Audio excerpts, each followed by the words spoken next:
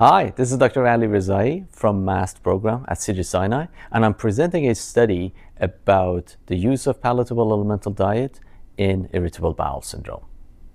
So in clinical practice, we see meaningful and, more importantly, lasting effects of elemental diet when IBS patients are treated with it. So the question was that whether these real-world experiences that we have in the clinical practice does translate in a standardized clinical trial. Previously, we conducted a clinical trial with patients with microbial overgrowth. We went back and saw how many of these patients fulfilled the criteria for IBS. They did daily electronic diaries, so we could assess the FDA endpoints for multiple symptoms, including abdominal pain, which is defined as the weekly average of worst daily abdominal pain, and we compared it at baseline versus the 5th week, that was 2 weeks after elemental diet was finished.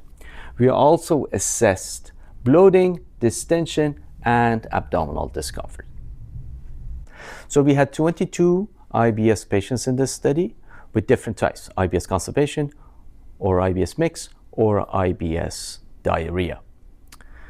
About 73% of them fulfilled the criteria in terms of pain response using the strict FDA endpoint.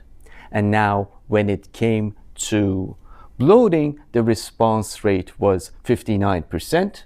For abdominal distension was 64%, and abdominal discomfort was 64%. So, it appears that palatable elemental diet is quite effective in treatment of irritable bowel syndrome. This effect seems to be present among all 3 subtypes.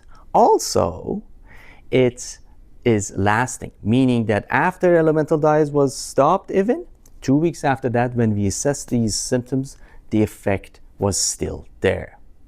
This demands further assessment with larger trials, and also the underlying mechanism that how palatable elemental diet is helping patients with irritable bowel syndrome. Thank you so much for listening, and check out our other studies at DDW.